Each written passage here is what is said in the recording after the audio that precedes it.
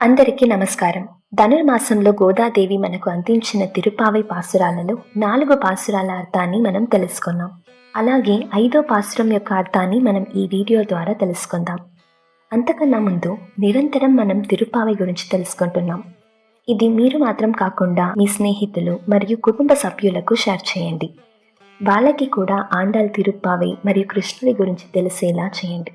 అలాగే అందరూ శ్రీకృష్ణుడి నామస్మరణ చేస్తూ ఆయన మహిమలను తెలుసుకుంటూ ధనుర్మాసాన్ని ఆనందంగా గడపాలి అనేది నా కోరిక. మొదటిగా తమిళ్లో నేను పాసురాన్ని చదివి వినిపిస్తాను. ఆ తరువాత తెలుగులో అర్థాన్ని తెలుసుకుందాం. மாயனை மண்ணு வடமதுரை மைந்தனை தூய பெருநீர் யமுனை துறைவனை ஆயர் குளத்தில் தோன்றும் அணி விளக்கல் தாயை குடல் விளக்கம் செய்த தாமோதரனை தூயோமாய் வந்து நாம் தூமலர் தூவி தொழுது வாயினால் பாடி மனதினால் சிந்திக்க போய பிழையும் புகுதருவான் நின்றவனும் தீயினால் దూసాగం సెప్పేలోర్ ఎంబావాయ్.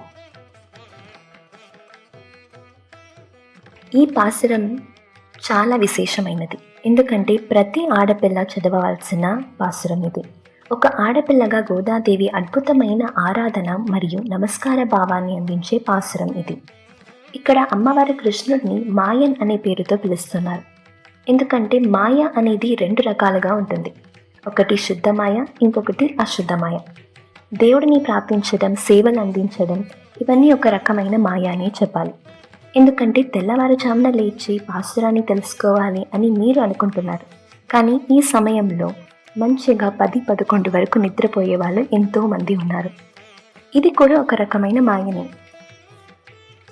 ఇలా గుడికి వెళ్ళాలి, దేవుణ్ణి ప్రార్థించాలి, ముగ్గులు పెట్టాలి, ఇల్లంతా శుభ్రం చేయాలి, పూజ చేసుకోవాలి, దీపాలు వెలిగించాలి అని కొందరు ఉంటారు.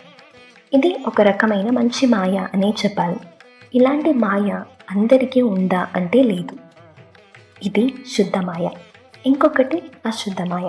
అంటే విపరీతమైన ఆశ, కోరికలు, కోపం, క్రోధం, ఇతరుల వస్తువుల మీద ఆశ, ఇలా భౌతిక ఆనందాల మీద ఉన్న మాయ. ఇలాంటి అశుద్ధ మాయని తొలగించి శుద్ధ మాయని పెంపొందించుకోవడానికి, ఇలాంటి శుద్ధ మాయలో మనం ఉండడానికి మాయ చేసేవాడి సహాయం ఖచ్చితంగా కావాల్సి ఉంటుంది. అందుకే మాయన్ అనే పడే కృష్ణుడిని ఆశ్రయించాలి.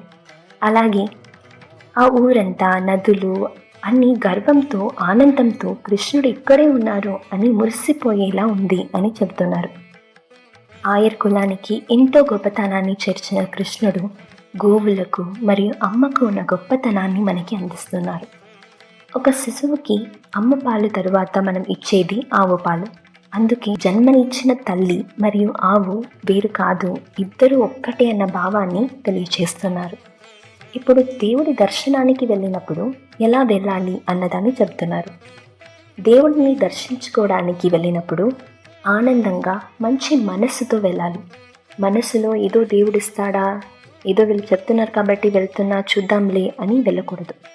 సంపూర్ణంగా ఆయనని నమ్ముతూ శ్రమతో ఏ పని చేసినా ఖచ్చితంగా జరుగుతుంది అన్న భావన మనలో ఉండాలి. ఇలా చేసినట్టయితే మనం చేసిన పాపాలు నిప్పులో వేసినట్టుగా బూడిదలా అయిపోతుంది.